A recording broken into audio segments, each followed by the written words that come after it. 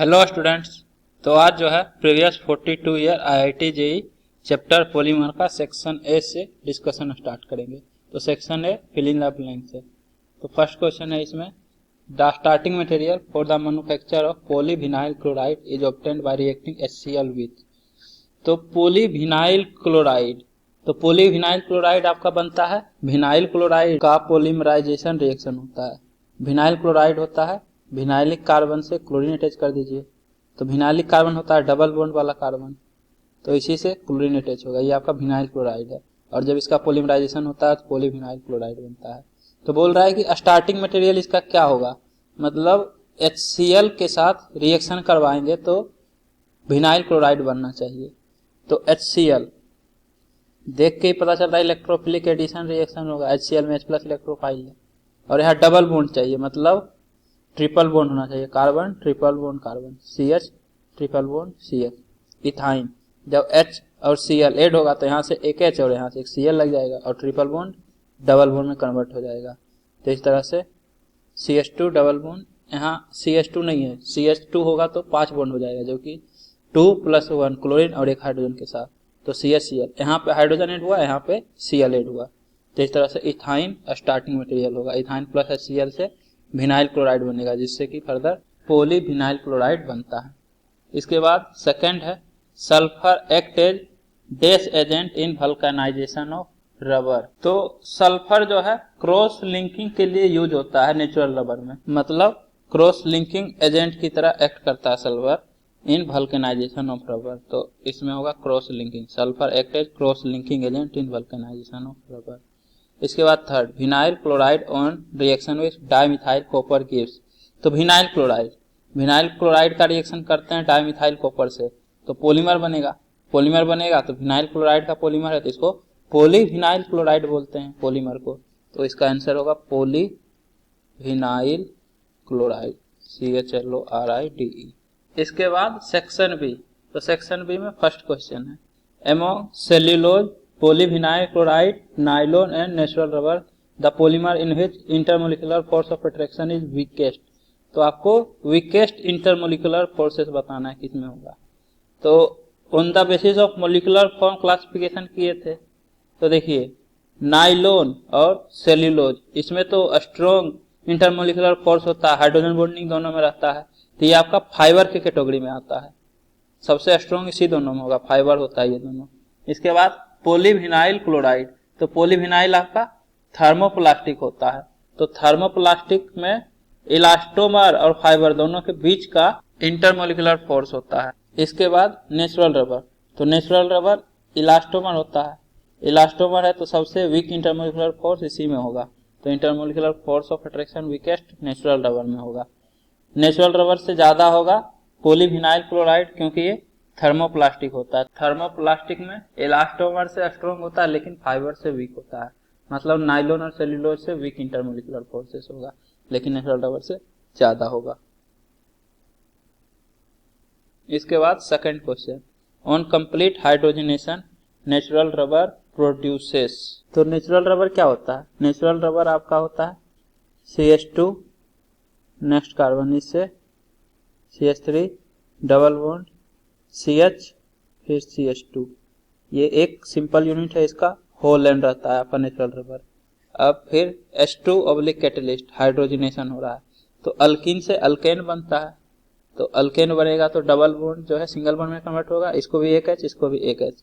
तो hydrogenated natural rubber आपका होगा CH2 CH CH2 और यहाँ से एक CH3 जो अटैच है और फिर CH2 और ये होल एन, ये आपका हाइड्रोजनेटेड नेचुरल रबर है। अब फर्दर कोपोलिमराइजेशन होगा, तो कोपोलिमराइजेशन होगा तो CH2 double bond CH CH3 और CH2 डबल बॉन्ड CH2 बनेगा। इस तरह से CH2 डबल बॉन्ड CH, यहाँ पे CH3 और यहाँ CH2 double bond CH2, this plus CH2 double bond CH2। तो ये दोनों प्रोडक्ट होना चाहिए। ऑप्शन देखिए, इथिलीन प्रोपिलीन कोपोलीमर। तो इथिलीन प्रोपिलीन कोपोलीमर है क्या, हाँ ये देखिए कोपोलिमराइजेशन के बाद प्रोपिलीन और इथिलीन बना रहा है, मतलब इथिलीन प्रोपिलीन कोपोलीमर है। ऑप्शन ए जो है वो करेक्ट है। वल्केनाइड लवर, ये तो वल्केनाइजेशन सल्फर से करते हैं तब बनता है, इसमें नहीं बनेगा। प्रोपिलीन और पोलीब्यूटिलीन ये भी नहीं होगा, सिर्फ प्रोपिलीन भी नहीं बनता, प्रोपिलीन और इथिलीन बनता है। इसके बाद सेक्शन सी, वन और more than one option correct type है सेक्शन सी। इसमें फर्स्ट क्वेश्चन है the correct functional group X and the reagent of reaction condition by in the following scheme are. तो आपके पास एक कंपाउंड है जिसमें से कि 2 एक्स ग्रुप अटैच है और रिएजेंट आपके पास बाई है और फिर डाइकार्बोजाइलिक एसिड है। तो प्रोडक्ट कंडेंसेशन पॉलीमर बनना चाहिए। तो कंडेंसेशन पॉलीमर के लिए या तो डायोल होना चाहिए या डायमीन। डायोल और डायमीन कार्बोजाइलिक एसिड के साथ कंडेंसेशन पॉलीमर बनाता है। मतलब ये जो पूरा ग्रुप है इसका रिएक्शन जब बाई रिएजेंट से करवाएंगे तो या तो डायोल बने या डायमीन बने, तो आपका आंसर हो जाएगा। अब आप ऑप्शन चेक कीजिए। पहला है XCOOCH3 ईस्टर और रिएक्शन कर रहे हैं H2 निकेल ऑब्लिक हीट, मतलब हाइड्रोजनेशन कर रहे हैं। तो आपको पता होगा कि by BAAE by are not reduce, benzene amide acid और ईस्टर। तो H2 ऑब्लिक निकेल से ईस्टर रिड्यूस नहीं होता है, लेकिन आप देखिएगा तो यहाँ हीट भी है, इसीलिए तो हीट है कि ये रिड्यूस होगा नहीं, तो हीट कर रहे हैं, मतलब जबरदस्ती इसको रिड्यूस कर रहे हैं। तो रिड्यूस करेंगे तो COOCH3 से CH2OH बनेगा, मतलब यहाँ से CH2OH अटैच है, सिमिलरली यहाँ से भी CH2OH अटैच है, 2 X है, तो मतलब डायोल है आपके पास, और डायोल और कार्बोजाइलिक एसिड से कंडेंसेशन पॉलीमर बन जाएगा। तो ऑप्शन ए होगा। नेक्स्ट एमाइड, एमाइड का रिएक्शन करवा रहे हैं H2 oblique nickel oblique heat. तो फिर से वही एसिड एमाइड ईस्टर ये सब रिड्यूस नहीं होता है, इसीलिए हीट कर रहे हैं फिर से, मतलब जबरदस्ती कर रहे हैं, तो ये रिड्यूस हो जाएगा और बनाएगा CH2NH2। तो इस केस में आपका डायमीन बन रहा है CH2NH2, डायमीन और कार्बोजाइलिक एसिड डाइकार्बोजाइलिक एसिड, तो फिर से कंडेंसेशन पॉलीमराइजेशन हो जाएगा। ऑप्शन बी भी करेक्ट है। इसके बाद सी, तो CONH2 फिर से एमाइड है और इसका रिएक्शन करवा रहे हैं इस बार Br2/NaOH। तो ये आपको ध्यान होगा होफमान ब्रोमामाइड रिएक्शन। होफमान ब्रोमामाइड में RCONH2 का रिएक्शन अगर Br2/NH2 से Br2/NaOH से करते हैं तो C डबल बॉन्ड छुप जाता है, मतलब RNH2 बनता है। तो CONH2 से NH2 बस लगेगा, तो यहाँ R फिर CONH2 है, तो ये NH2 बचेगा, सिमिलरली यहाँ पे भी NH2 बचेगा, तो आपका डायमीन बनेगा। डायमीन का रिएक्शन डाइकार्बोजाइलिक एसिड से, तो फिर से कंडेंसेशन पॉलीमराइजेशन हो जाएगा। ऑप्शन सी भी करेक्ट है। नेक्स्ट साइनाइड, इसका रिएक्शन करवा रहे हैं H2 निकेल ऑब्लिक हीट। तो साइनाइड RCN इसका हाइड्रोजनेशन होता है तो RCH2NH2 बनता है, मतलब CN से CH2NH2 बन जाएगा, सिमिलरली इधर भी CH2NH2 बनेगा, तो फिर से डायमीन, तो आपका कंडेंसेशन पॉलीमराइजेशन हो जाएगा डाइकार्बोजाइलिक एसिड से। तो इसका आंसर ABCD सभी करेक्ट है। कोई भी रिएजेंट आप यूज कीजिएगा सभी में आपका ये बनेगा, कंडेंसेशन पॉलीमराइजेशन होगा। इसके बाद second, choose the correct option from the following. तो पहला है natural rubber is polyisoprene containing trans alkene unit. तो पॉलीआइसोप्रीन तो होता है लेकिन सिस अल्किन यूनिट रहता है, ना कि ट्रांस, तो ऑप्शन ए इनकरेक्ट है। इसके बाद ऑप्शन बी, नाइलॉन 6 है एमाइड लिंकेज। तो हाँ, नाइलॉन 6 में C double bond ONH amide linkage रहता है, तो ऑप्शन बी करेक्ट है। नाइलॉन 6, सभी में एमाइड लिंकेज रहता है, पोली एमाइड होता है एक्चुअली में nylon 6। Next, Teflon is prepared by heating tetrafluoroethylene in the presence of persulphate catalyst at high pressure. तो हाँ, टेफ्लॉन जो है टेट्राफ्लोरोइथिन का रिएक्शन यदि करते हैं परसल्फेट कैटलिस्ट के प्रेजेंस में तो टेफ्लॉन पॉलीमर बनता है। टेट्राफ्लोरोइथिन होता है आपका CF2 डबल बॉन्ड CF2 और इससे पॉलीमर बनता है CF2 single bond CF2 whole N, ये आपका टेफ्लॉन है, यहाँ से ये हटा दीजिए CF2 CF2 होल N। इसके बाद नेक्स्ट, सेल्यूलोज है only alpha D glucose unit that are joint together by glycosidic linkage. तो ये ऑप्शन गलत है, सेल्यूलोज में बीटा डी ग्लूकोज यूनिट रहता है, ग्लाइकोसिडिक लिंकेज से कनेक्टेड बीटा लिंक रहता है सेल्यूलोज में, तो ऑप्शन डी इनकरेक्ट है, ऑप्शन सी करेक्ट है। तो ऑप्शन बी और सी आंसर हो जाएगा। इसके बाद सेक्शन डी, तो section D subjective type question है। तो सब्जेक्टिव टाइप में first question, give structure of the product in each of the following reaction. तो आपके पास रिएक्शन है, सभी में आपको प्रोडक्ट बताना है। पहला है सुक्रोज, सुक्रोज का रिएक्शन H+ से करवा रहे हैं, मतलब हाइड्रोलिसिस होगा। तो हाइड्रोलिसिस होगा तो ग्लूकोज प्लस फ्रक्टोज बनता है, और स्पेसिफिक आप बोलें तो alpha D glucose plus beta D fructose बनता है, alpha D glucose plus beta D fructose. तो अल्फा डी ग्लूकोज और बीटा डी फ्रक्टोज का स्ट्रक्चर बना दीजिए। तो आपका पायरानोज फॉर्म होगा ग्लूकोज इस तरह से। अब CH2OH ऊपर है तो OH नीचे, फिर ऊपर, फिर नीचे। अब अल्फा है तो अल्फा में CH2OH और OH एक दूसरे के अपोजिट साइड होता है, तो ये आपका अल्फा डी ग्लूकोज है। बाकी आप हाइड्रोजन फिलअप कर दीजिएगा इस तरह से। OH ऊपर रहेगा तो हाइड्रोजन नीचे रहेगा, सिमिलरली CH2OH ऊपर है तो इसमें हाइड्रोजन नीचे होगा। ये आपका अल्फा डी ग्लूकोज है। एक साथ नहीं लिखे क्योंकि ये देखिए मिक्स हो जाता है, OH और H लगेगा कहाँ है पता ही नहीं चल रहा है। तो आप समझ रहे हैं यहाँ से OH अटैच है और यहाँ से नीचे H अटैच है। सिमिलरली बीटा डी फ्रक्टोज, तो फ्रक्टोज पहले फ्यूरान टाइप स्ट्रक्चर बनाइए, ये इस तरह से।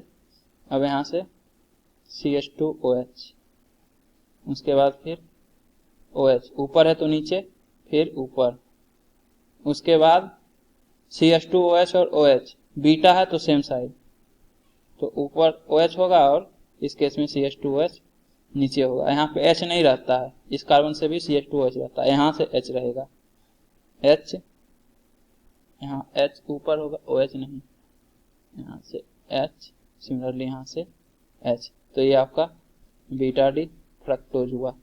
तो दो प्रोडक्ट बना A+B, दोनों का स्ट्रक्चर बता चुके हैं। आप और अच्छे से नीट एंड क्लीन बना लीजिएगा स्ट्रक्चर इसका। इसके बाद नेक्स्ट सेकंड जो है carbon double bond NOH, oxime है, इसका रिएक्शन कर रहे हैं एसिड से H+।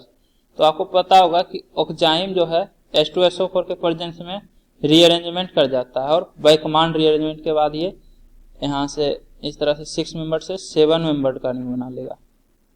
यहाँ से NH, उसके बाद फिर C डबल बॉन्ड O, ये आप इस तरह से देखिए 1 carbon 2 carbon 3 carbon 4 carbon 5 6 7 member ring है, 6 कार्बन और एक नाइट्रोजन का। अब ये जो कैप्रोलेक्टम बना है इसका पोलिमराइजेशन करवा दीजिए। तो पोलिमराइजेशन में आप ये बॉन्ड को ब्रेक कीजिए, तो NH CH2 CO N, तो D आपका है NH, उसके बाद फिर CH2 CO और फिर होल N, ये आपका D है। NH, आप इसको इस तरह से भी लिख सकते हैं CH2 CO NH N, इस तरह से CH2 CO NH N। एक ही बात है, कोई अंतर है नहीं। इसके बाद फिर जब रिपीट होगा तो फर्दर NH से रिपीट होगा तो NH CH2 CO, फिर NH CH2 CO, वही बात यहाँ भी होगा, CH2 CO NH, फिर CH2 से स्टार्ट होगा, मतलब NH के बाद CH2 होना चाहिए। तो आप जब दोनों को फर्दर N मोल में इलाबोरेट करिएगा, पॉलीमर को एक्सटेंड कीजिएगा, तो आपको अच्छे से पता चलेगा कि दोनों एक ही बात है, दोनों में कोई डिफरेंस है नहीं। इसके बाद सेकंड है write down the heterogeneous catalyst involve in the polymerisation of ethylene. तो इथिलीन के पोलिमराइजेशन में कौन सा कैटलिस्ट इन्वॉल्व होता है वो बताना है आपको। अगर आपको इथिलीन का पोलिमराइजेशन ध्यान हो तो वहां पे जिगलर नट्टा कैटलिस्ट यूज होता था, और जिगलर नट्टा कैटलिस्ट होता है आपका R3Al प्लस TiCl4। एनसीईआरटी में एग्जैक्ट लिखा हुआ है जिगलर नट्टा कैटलिस्ट, तो इसका आंसर होगा कैटलिस्ट आपका R3Al plus TiCl4, Ziggler Natta catalyst. इसके बाद third, a monomer of a polymer on ozonolysis give 2 moles of formaldehyde and 1 mole of CH3COCHO। Write the structure of monomer and write out cis configuration of polymer chain. तो आपके पास जो monomer है उसका ozonolysis से CH3C double bond O CH double bond O बन रहा है, plus HCHO HCH double bond oxygen और CH double bond CH double bond oxygen, मतलब CH2 डबल बॉन्ड O। तो आपको पता होगा कि अल्कीन का जब ओजोनोलिसिस होता है तो डबल बॉन्ड तोड़ो O जोड़ो, मतलब इन दोनों कार्बन के बीच में डबल बॉन्ड होगा, तभी तो डबल बॉन्ड टूटा और यहाँ पे भी O यहाँ पे भी O ऐड हो गया। तो इस तरह से इस कार्बन और इस कार्बन के बीच में डबल बॉन्ड, सिमिलरली इस कार्बन और इस कार्बन के बीच में डबल बॉन्ड। तो आपका प्रोडक्ट होगा CH3 कार्बन, फिर double bond CH2, next CH, उसके बाद फिर double bond CH2, double bond CH2। तो इसको आप अगर और ढंग से लिखिएगा तो ये इस तरह से है, CH2 डबल बॉन्ड कार्बन और यहाँ से एक मिथाइल ग्रुप अटैच है, उसके बाद फिर CH डबल बॉन्ड CH2। इस स्ट्रक्चर को देख के आपको कुछ पता लग गया होगा, ये एक्चुअली में आइसोप्रीन है, मतलब इसका जो पॉलीमर होगा वो नेचुरल रबर होगा। तो यहाँ सिस कॉन्फ़िगरेशन बनाना है, तो इसका पॉलीमर होगा इस तरह से, कार्बन और ये डबल बॉन्ड हट जाएगा, यहाँ पे डबल बॉन्ड आ जाएगा, कार्बन डबल बॉन्ड CH, यहाँ से CH3 और ये CH2 इस तरह से, उसके बाद नेक्स्ट ये कार्बन CH2, यहाँ डबल बॉन्ड आएगा और ये सिंगल बॉन्ड CH2, ये इस तरह से होल N, मतलब सिस कॉन्फ़िगरेशन। तो एक तरफ CH3 और इसके तरफ यहाँ से ये हाइड्रोजन, तो ये आपका सिस कॉन्फ़िगरेशन है, नेचुरल रबर है, पॉलीमर। और अगर आप इलाबोरेट करना चाहते हैं, एक्सटेंड करना चाहते हैं, तो इस तरह से carbon double bond carbon CH3 hydrogen CH2 और ये CH2 सिस होना चाहिए, मतलब कि नेक्स्ट जो CH2 अटैच होगा, यहाँ से एक CH2 तो होगा ही इस तरफ। अब ये CH2 सिस है तो डबल बॉन्ड के सेम साइड पॉलीमराइजेशन है, तो सिमिलरली यहाँ पे भी ये carbon double bond carbon CH3 hydrogen same side होना चाहिए, तो फिर से CH2, फिर एक्सटेंड होगा, फिर से इसी यूनिट को रिपीट करना है, तो CH2 carbon double bond carbon CH3 hydrogen, फिर से CH2 सिस में ही होगा। तो इस तरह से आपका ये सिस स्ट्रक्चर बनेगा पॉलीमर का, इस तरह से ये लंबा चेन, मतलब N मॉलिक्यूल आप लिख दीजिए, होल N है तो अब N कितना रहेगा उसके अकॉर्डिंग होगा, या फिर शॉर्ट में आप इस तरह से डिनोट कर सकते हैं। तो सब्जेक्टिव क्वेश्चन तक कंप्लीट हो गया। उम्मीद करता हूँ कि आपको ये वीडियो पसंद आई होगी।